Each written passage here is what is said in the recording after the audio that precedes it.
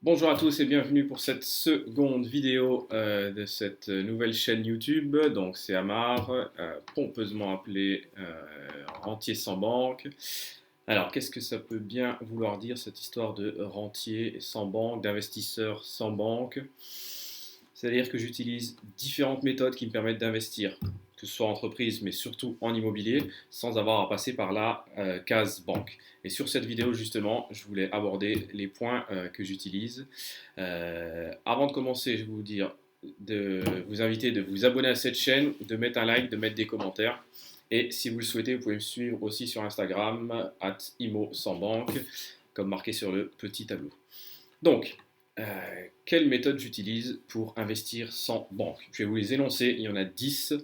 Il pourrait y en avoir plus, mais j'en ai répertorié 10.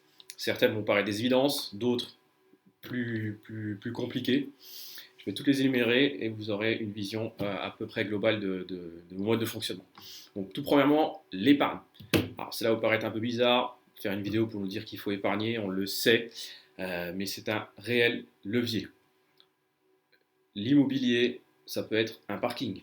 L'immobilier, ça peut être un studio dans une petite ville. Et là, nous sommes dans des sommes faibles.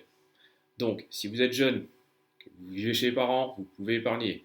Vous pouvez épargner à tout âge. Et cette épargne va être le début de ce cercle vertueux que vous allez créer qui vous permettra d'investir et de réinvestir en immobilier sans jamais avoir à passer par la case banque si vous le souhaitez. Vous pouvez par exemple commencer à faire une épargne pour acheter un premier parking. Vous pouvez faire cette épargne et l'accumuler avec d'autres points qu'on va voir pour faire votre premier achat. Donc, premièrement, l'épargne. Deuxième point, l'achat-revente. Forcément, certains le font avec leur résidence principale. Alors vous me direz, oui, mais la résidence principale, on la prend avec crédit. Je vous l'accorde, c'est éventuellement un point sur lequel il peut être judicieux de faire un prêt et de faire un achat-revente sur une résidence principale. Mais vous pouvez aussi le faire sur du parking.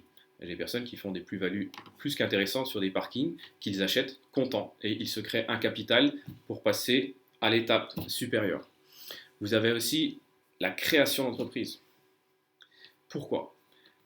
Quand vous créez une entreprise, vous allez acquérir 3 points. Vous allez avoir le mindset de l'entrepreneur, donc vous allez avoir un mindset de, de fonceur, d'une personne qui doit se débrouiller seule, qui doit répondre à des questions, régler des problèmes au quotidien, tout ce que vous retrouverez après aussi en immobilier. Donc vous allez avoir un mindset spécifique à l'entrepreneur qui vous obligera, qui vous poussera toujours à aller de l'avant et à trouver des solutions aux problèmes qui se présenteront à vous. Vous allez normalement augmenter vos revenus. Et troisième point, vous allez vous créer des dividendes. Et là, c'est une source de revenus importante pour l'investissement immobilier sans banque. Quatrième point, c'est la maximisation justement de ces fameux dividendes. Donc, on aura 3 points. Une fois qu'on a créé son entreprise, ou si vous avez déjà votre entreprise, c'est obtenir, avoir du dividende. Ensuite, l'optimiser et le préserver. Donc, obtenir un dividende donc en augmentant son chiffre d'affaires, optimiser en limitant les coûts et en faisant en sorte que vous ayez réellement du dividende disponible et que vous ne suiviez pas ce que disent tous les comptables, entre guillemets bien pensants, il faut faire des frais, il faut faire des frais, ce qui peut être inutile. Et ensuite, c'est le préserver avec le bon montage fiscal. En cinquième point qui peut vous permettre d'investir sans passer par des banques, vous avez la Love Money. La Love Money, qui est encore finalement assez peu connue, eh ben c'est le prêt entre familles en fait, tout simplement. Et ça, c'est un point super important. Parfois, on aime bien se dire, se répéter, ah, je veux me faire tout seul, non, je veux de l'aide de personne, etc. Moi, le premier, j'ai grandi dans une famille modeste, il n'y avait pas de revenus spécifiques. Pour autant, voilà, moi je connais des personnes qui ont épargné, qui ont fait un achat-revente sur un studio, qui ont eu un petit capital et qui se sont lancés dans un studio et ont demandé une petite aide aux parents, aux frères, à la sœur. Voilà, n'oubliez pas la love money, c'est quelque chose de très très bon. Souvent on ne vous demandera pas de vous rendre avec intérêt en plus et souvent on ne mettra pas la pression derrière pour dire je le veux dans les 3 ans, les 6 ans, les 10 ans. Donc c'est un vrai vrai point. En sixième point, vous avez aussi la vente à terme qui est connu, mais qui est peu connu et peu utilisé, donc qui vous permet d'acquérir un bien directement avec le vendeur en lui donnant un capital de départ et en étalant l'échéance sur 10, 15, 20 ans. Et donc, vous ne passez pas par la banque, vous n'avez aucun taux d'endettement, vous êtes encore totalement neutre avec la banque. C'est quelque chose qui se fait réellement. On peut utiliser par exemple les personnes qui sont en viager et le détourner pour le rendre en vente à terme. Je rentrerai dans d'autres vidéos plus dans le détail, mais voilà, sachez que ce point existe et peut être très très important. Ensuite, on a l'optimisation dans l'exploitation du bien. Donc, on a épargné, on a créé du revenu de dividendes, on a optimisé, on a commencé à acheter, on s'est acheté un premier studio, on l'a rénové par exemple. Donc après, il faut l'optimiser. Et là, c'est entre guillemets un peu ma spécialité, c'est en passant souvent par la courte durée. Moi, je passe beaucoup sur mes biens par la courte durée pour optimiser les revenus justement. Sur un studio, si vous le mettez en location simple, vous allez peut-être avoir 400 euros. Et si vous le mettez en courte durée, bah, vous allez avoir une location à 4 chiffres. Donc voilà, optimiser, soit pour une longue durée, ou même sur une courte durée, vous allez pouvoir l'optimiser, faire en sorte que vous avez d'avoir du 100% de taux de remplissage, avec un coût par nuitée important. Voilà, il y a plein d'astuces, on y reviendra. Je ferai d'ailleurs bientôt un webinaire sur le sujet, un webinaire gratuit. 8e point qu'on peut retrouver, c'est la négociation. En effet, après avoir fait tous ces efforts d'épargne, d'achat-revente, de love money éventuellement, alors c'est tout ou partie, on n'utilise pas forcément tous ces points. Il vous faut, lorsque vous allez chercher les biens, être un expert en négociation.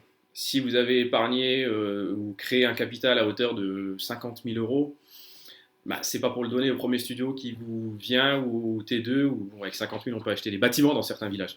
Donc voilà, il faudra rester attentif et bien utiliser ces sommes. Et ça, c'est la partie négociation. En 9e point, il y a le montage fiscal. Et une grande partie de cette stratégie réside sur le montage fiscal. Là, vous êtes peut-être déjà chef d'entreprise, ou alors vous allez le devenir justement en utilisant ces méthodes. Vous aurez des options qui se présenteront à vous. Vous aurez des options de création de holding. Vous créez les biens, vous les achèterez en SCI à l'IS. On y reviendra certainement dans d'autres vidéos, expliquer ce qu'est la SCI à l'IS et pourquoi elle est importante dans cette stratégie. Et donc comme ça, vous allez créer un fameux cercle vertueux où il y aura une entreprise ou deux entreprises qui sont détenues par exemple par une holding qui détient elle-même les SCI, et l'argent circule entre toutes ces structures de manière totalement légale et surtout sous-taxé avec le régime mère-fille par exemple. On en reviendra. Et un dernier point qui peut être intéressant, que je cite, que je n'utilise pas particulièrement parce que j'apprécie le côté, je suis rassuré par le côté de la possession. Le 10e point serait la sous-location. Mais ça peut être un point hyper intéressant pour se lancer justement. Quand on n'a pas le capital, quand on a un peu de mal à créer le capital, on se lance sur la sous-location professionnelle. Ça consiste en quoi? Ça consiste à, on a étudié son marché, sa ville, les quartiers propices par exemple à la location courte durée, de voir les biens disponibles à la location et démarcher les propriétaires en leur signant un bail spécifique pour qu'ils vous autorisent à faire la location courte durée et vous l'exploitez. Donc vous louez par exemple 300 euros, 400 euros à un studio, je dis n'importe quoi, vous allez exploiter, vous allez en tirer 1000, 1200 euros, et voilà, vous avez un petit gap, une petite marge qui vous apporte vos premiers revenus que vous allez mettre de côté pour en prendre un second, etc., et créer ce fameux servitueux qui fait que vous pouvez régulièrement, une ou plusieurs fois par an, acheter des biens comptant sans avoir passé par les banques. Et une fois que ce cercle est créé, ça peut paraître un petit peu compliqué au départ pour lancer la machine. Une fois qu'elle est lancée, vous allez voir que c'est magique.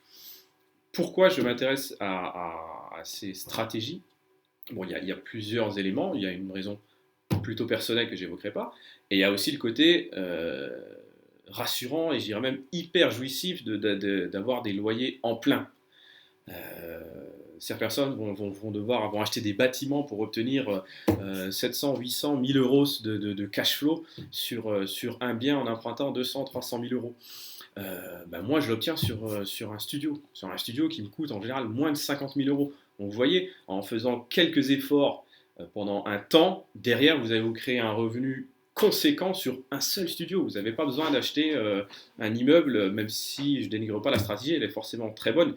Mais elle me demanderait de faire des efforts sur plusieurs mois, voire plusieurs années pour créer ce capital. Donc c'est hyper rassurant, vous créez un patrimoine pour votre famille. Moi j'ai des enfants, donc c'est un patrimoine pareil à 100%. Je n'ai pas peur de l'avenir en me disant oui, mais si tout se passe pas très bien, je suis engagé sur 20 ans. Malgré tout, c'est pas notre argent, c'est pas notre bien, ça reste l'argent de la banque. Et s'il y a le moindre défaut dans les 20 années, vous aurez forcément des problèmes. Là, vous êtes propriétaire en plein, en totalité. Voilà, vous avez créé un patrimoine conséquent pour vos enfants directement. Certains se tardent d'avoir 10, 20, d'avoir 50, 100, 200 biens.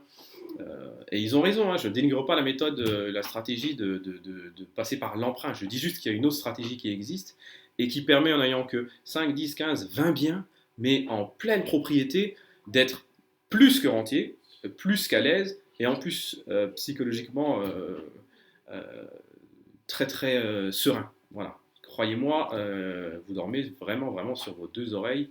Donc voilà, pour toutes les personnes qui ne veulent pas passer par la banque, qui ont peur de la banque, qui sont peut-être en interdit bancaire. On peut être interdit bancaire sans être forcément à la rue.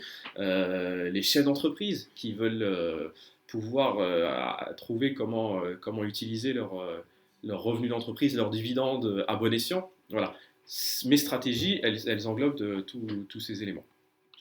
Je vous donne en lien, je vous mets un lien pardon, en description sur un e-book que j'ai fait sur les 10 commandements de l'investisseur sans banque. C'est totalement gratuit, donc n'hésitez pas à cliquer dessus. Et dites-moi en commentaire ce que vous en pensez. Et je vous dis à samedi prochain, on rentrera plus dans le détail dans ces différents points. Ciao.